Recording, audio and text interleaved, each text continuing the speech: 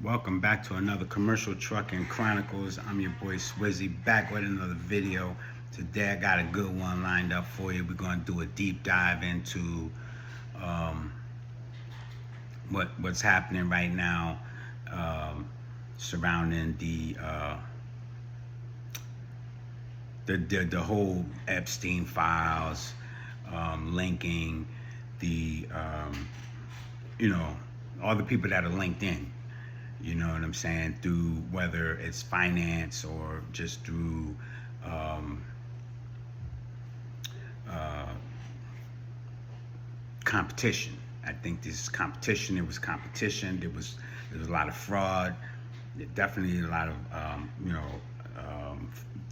trying to frame or kind of demise the the uh, the the future of the blockchain and those people that are behind pretty much the developments. This is so much bigger than we already what we had thought, and as investors into the digital space, man, listen, this right here, it's very shocking, very shocking. Okay, and one because let's just say you're the type of an investor that winds up amassing, uh, great wealth doing this wealth transfer. Okay, um, and you're somebody in a position now of power, and you can do things that can um, change current situation of large groups of people. uh, you're able to now impact and have an effect on future generations, because of the wealth that you could possibly amass or may amass. And you think about the billionaires and the people that have hundreds and hundreds and hundreds of millions and billions of dollars. What we're seeing and what's coming out is how inhumane these people are, and down to the core, just downright, they're not doing nothing to help. I guess that's the culture. I guess that's the culture. Or is it? Or is it just their culture? Or are they a part of a cult, these guys? You see? So I'm going to do a deep dive, and I'm going to point out a couple of things. I want you guys to make sure you smash that like button and subscribe to the channel. If you aren't subscribing, hit the like, man. But this is a very serious topics that are now coming to the light. As much as you're led to think that, oh, this is this and this ain't, this is scam and this is a fraud, or this is, I wouldn't, it's rat poison, I wouldn't touch it. A lot of these things are used for good. However, some of the developers, some of the people that are starting to be named in these Epstein files, as time goes on, you're starting to see that the room shifts. I'm telling you, I told you before, when the evidence comes out, the room starts to shift. It just shifts, man, and that's what's happening. And so I would like to. I don't need to. I'm not up here to expose anybody. I'm not here to expose anybody's dark secrets. I want to bring some light to this subject, and I also want to expose or bring to your awareness the good side of this. How this is, yes, it's going to create millionaires, a bunch of multi-millionaires and billionaires, and a lot of people have already made large amounts of money, and they're they're impacting a lot of people's lives in a positive way.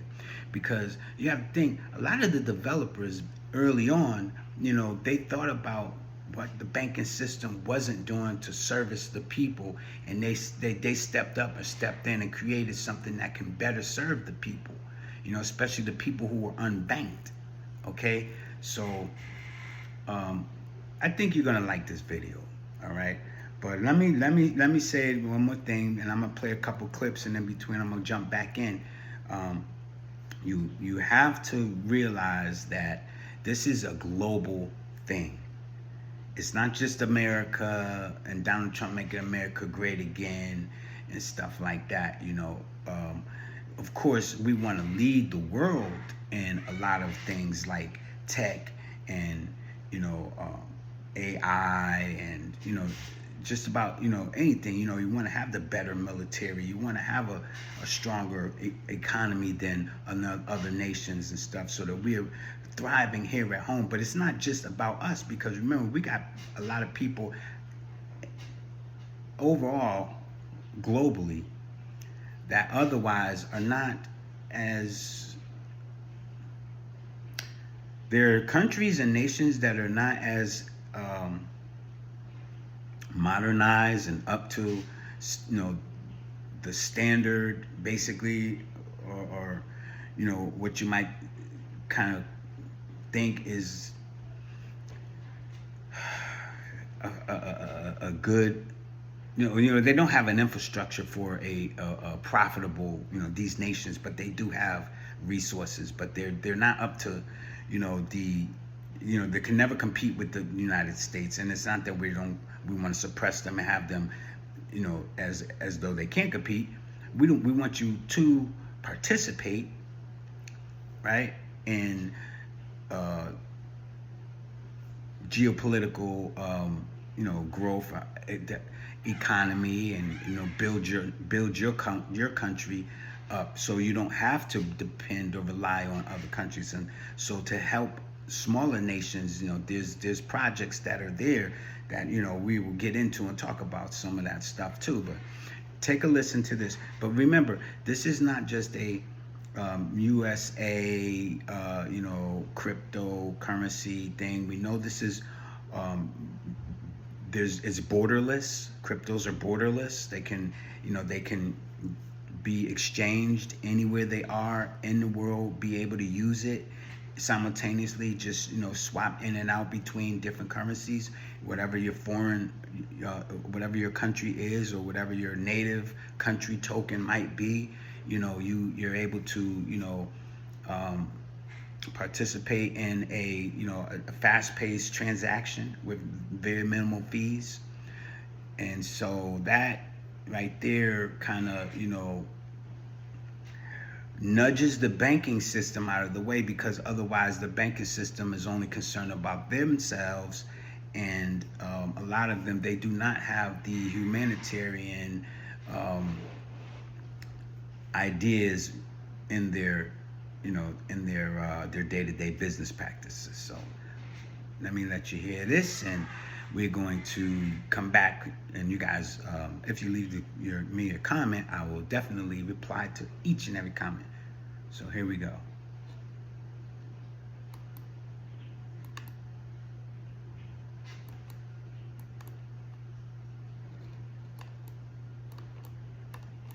Trump in the White House yesterday. Crypto is a big thing, and they like it. A lot of people like it. The people behind me like it.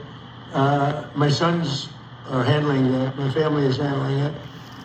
And I guess they get investments from different people, but I'm not. I have all I can handle right now with Iran and with Russia and Ukraine and with all the things we're doing.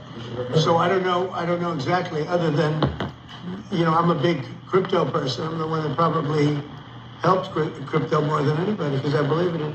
And the reason I believe in it is because if we don't do it, Scott, I think we can say then China's going to do it. Right? Yes, if we don't do crypto, then China's going to do it. And it's just like AI. We're leading AI by a lot. And if we weren't leading, China would have led. They're very capable. They're very good. What do you have to say about that? You made America the digital asset capital of the world. We did the Genius Act for stable coins. Many of the people standing up here are working on the Clarity Bill to I hope it gets done. Market structure. Yeah. And we're bringing U.S. best practices to and exciting the new industry, digital assets, innovation, and it spreads everywhere. All right. So yep. It spreads everywhere, just like you said. So a lot of legislation and stuff like that that's been going on, and They're passing these laws. They're working on them still. They got to get it together. They know they got to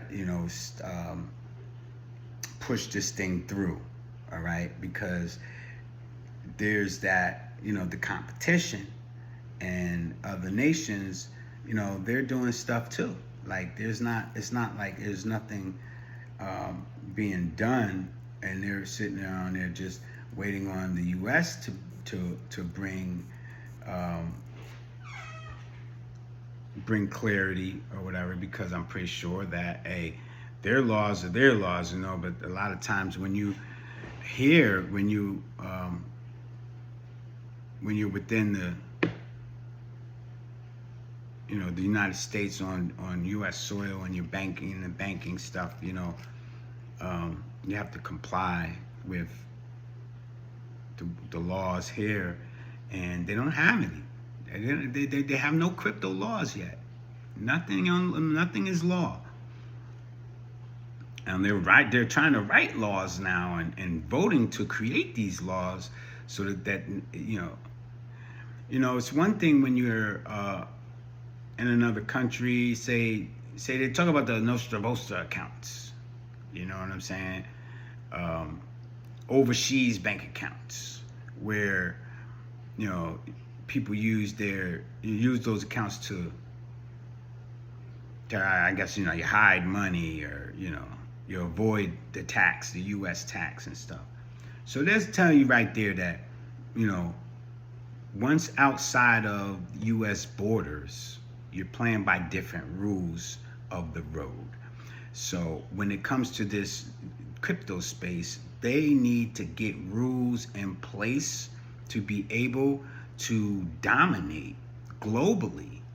And this is what you're seeing happening with the Clarity Act, the Genius Act, and Stablecoin Bill Act. And there are a lot of members that are they're members of a lot of banking corporations and stuff, and it's so deep. It goes back, because when they want to lend money, like when they had the Housing Act, I guess the Affordable Care Housing Act, that they're saying that was something Bill Clinton he's going to go testify before a grand jury with these Ebstein files. And Epstein said that he blamed Bill Clinton for a lot of stuff because he made borrowing money to a certain group of people, low housing and stuff like that, whatever. They cloned that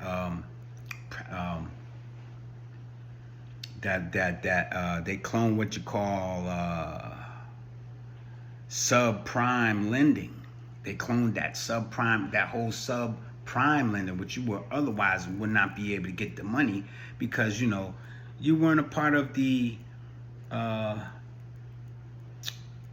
you didn't have you otherwise didn't have either the credit, the funds, the positive history, and all the box checked that were otherwise a requirement. So basically, it's like you're famished, or you could be pretty much, in the bank's eyes, looked at pretty much like somebody that's living in the jungle, or in a I say living in the jungle, but some of the hoods is like that. You know what I'm saying? But otherwise, to be able to afford a house, you moving out the jungle, or moving from a third world, financial kind of, box, because you relieve poverty. Your numbers aren't adding up, so you're down in the third world category to these people. Much like nations and people that are in other countries that literally are just like, they don't have the infrastructure in place for them to have certain things, so they have to live that third world life. But their government, otherwise has money and has resources, and just are not allocating those things to where it goes into helping the people. And this is what I mean about humanitarian acts, that people you know, when they get this wealth and stuff from these digital assets or cryptocurrencies that they're investing in, become massive, so much wealth, a lot of people are going to go and do some things that are helpful to those who are less fortunate. And you know, you don't you've never heard a bank doing that, right?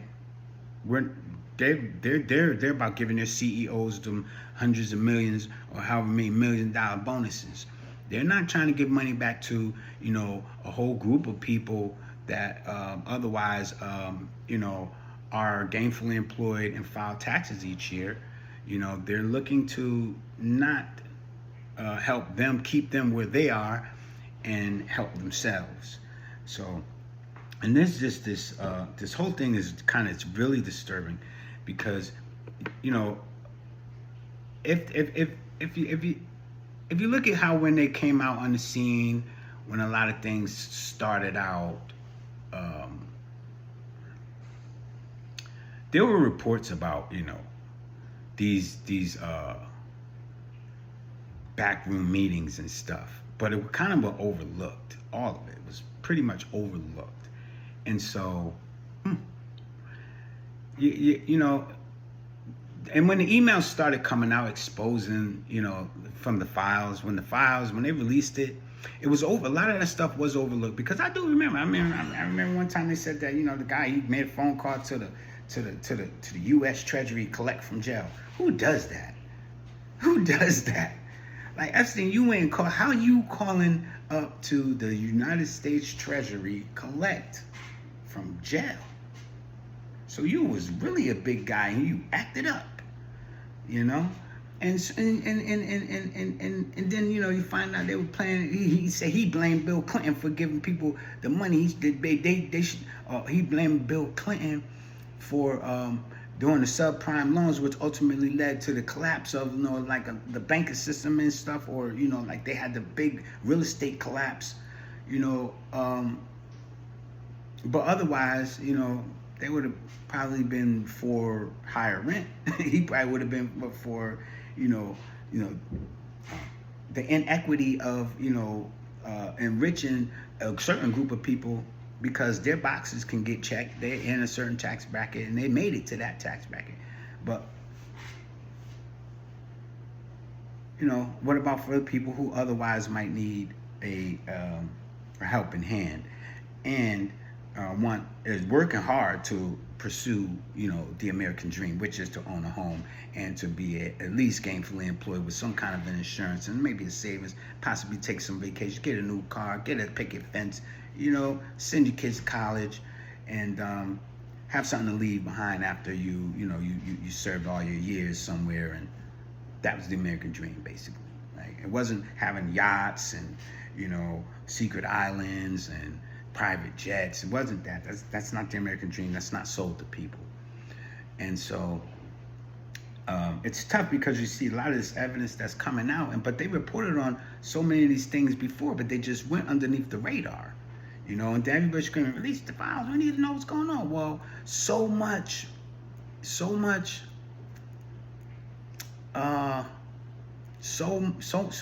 was going on.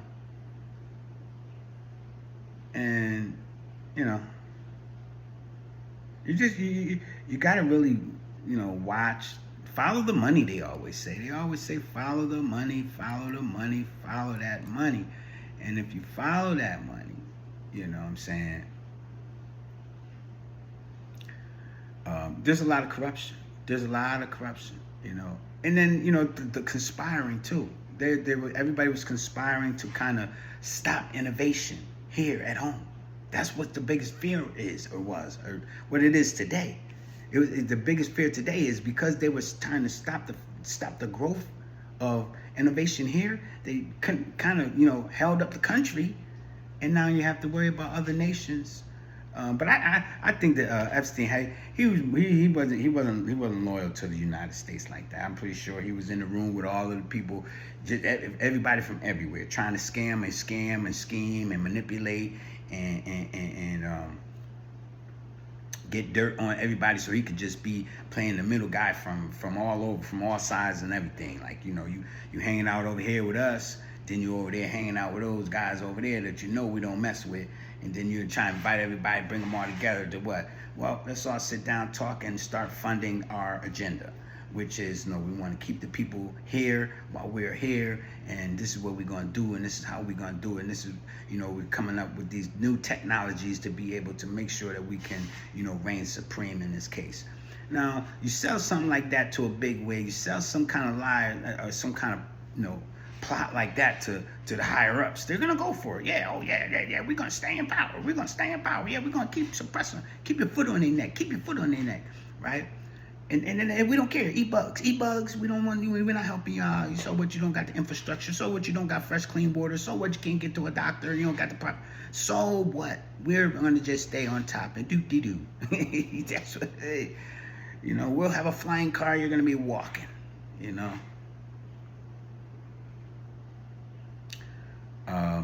Not that everybody feels that way. Not saying that they're all looking down at people in that way. However, when you get, you know, so much money and so much power and so much influence, you know, they're you know, they get you into, they try to lure you into their club. You know what I'm saying? And, you know, for those people that want to do the humanitarian thing and that's doing stuff and trying to solve some of the world's biggest, you know, problems, like we have such humanitarian morality and everything, you know, it's this peace and love in the end is what we should all be striving for to achieve, and, you know, being unified. But this is not what they want us to do. Oh man, sorry, the message is coming across strong. The message is, and I hope it resonates. Hit the like button, man, if you know, you understand. So, all right, there's something here I want you guys to, I want you to hear this. Let me see. Stop right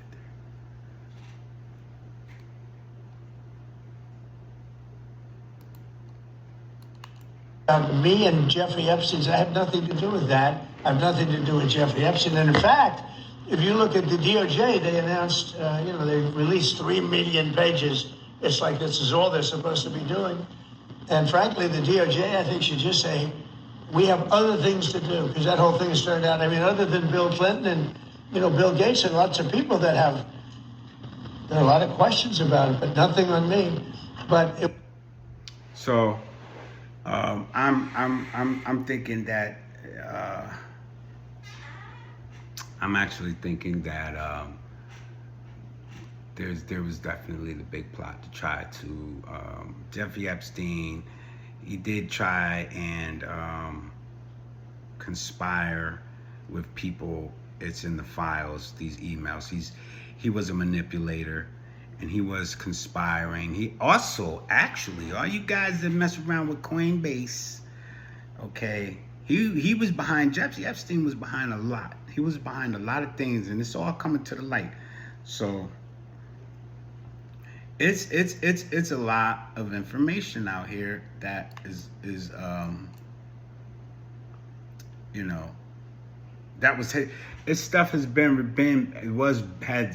reported on too,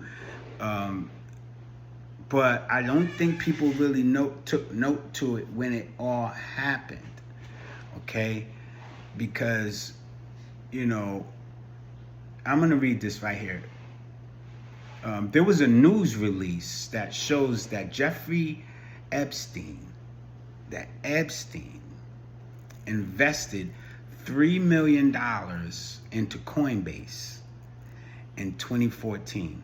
And that's when, you know, emails show Coinbase co-founder Fred, what is his name? Ursham knew the funds were being placed on Epstein's behalf. The deal was reportedly arranged by Tether's co-founder, Brock Pierce, and Blockchain Capital at a 400, I guess he was at $400 million or whatever, something. sorry, guys. I'm sorry. I'm telling you, that message just that was heavy. That was pretty heavy. So yeah, Epstein also I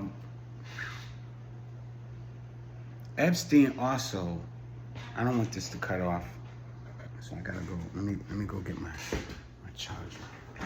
Ooh, where's my son? Triple fall, man. So Epstein also was he was a early investor in the development of Bitcoin. And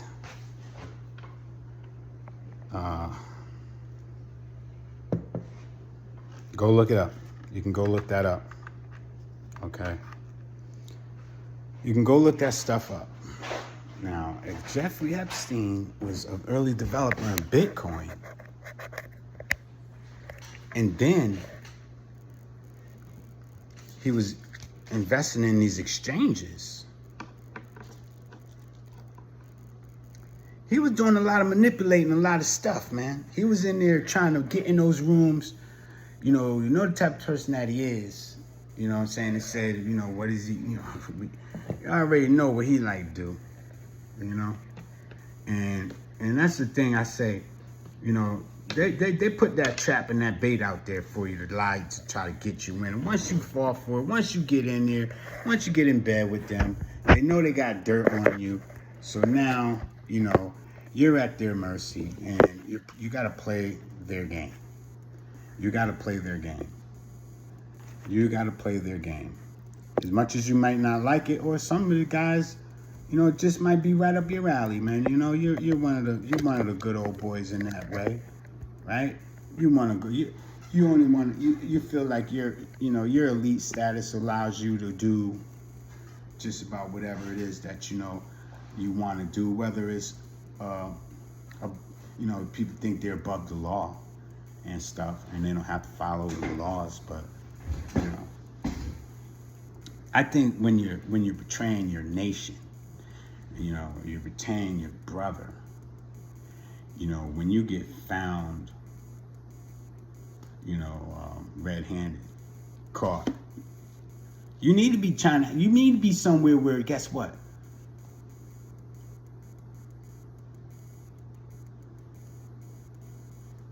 That old phone when they call that number. Hello? Yeah, I like to make a collect call. Yeah.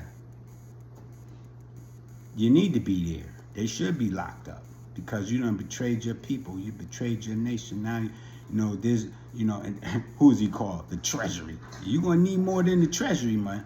You're going to need the Lord to help you out of that situation there. Yes, sir. So, moving right along, I definitely would encourage you guys to go and look it up, check it out, go see exactly what I was saying. Do some research on it. So there's one more thing. Let me see. Okay, here we go. Let me go here. Pull this up. If I pull this up. My computer be bugging out. Let me go here. There we go. Is this it?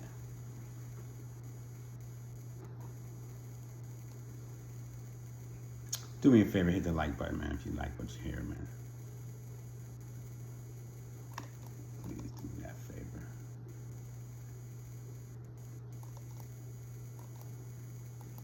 Why is this thing going? I got too many things open.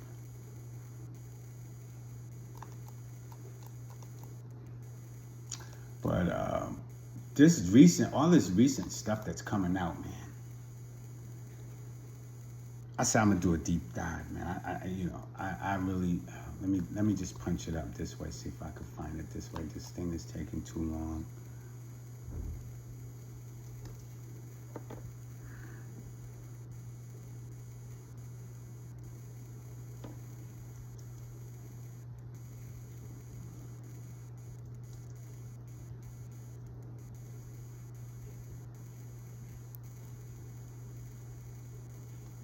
see if this pulls it up. Hopefully this pulls the video up. Come on.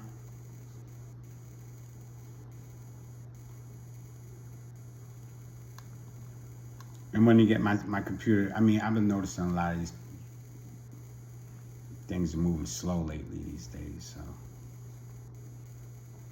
Oh man, I really want you guys to hear about this because you know the United Nations, man, you know they have a mission to end homelessness or to end hunger, end world hunger, right? And there's just like so many people. There's so many people that are hungry, and you know, it's we really don't need that problem. We have a lot of problems. Like this Donald Trump said, you know, I got a lot of other problems going on. He's dealing with the nation over here and this and that and this and that and that. And you know, he's right. You know, but I know that what they're trying to do right now with the Clarity Act. I know that what they're trying to do right now with all those different things.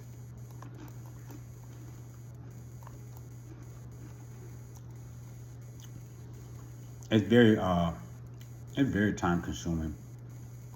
Very time consuming.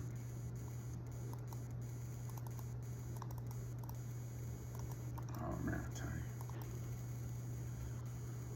you. Oh boy. I know they got so many meetings and phone calls and stuff, and people calling all times of the day and night and wanting to know about this and wanting to know about that. Meetings, endless meetings.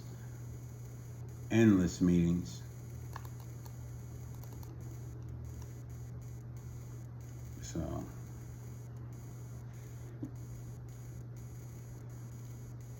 I didn't want to do this live. I wanted to just pre-record it.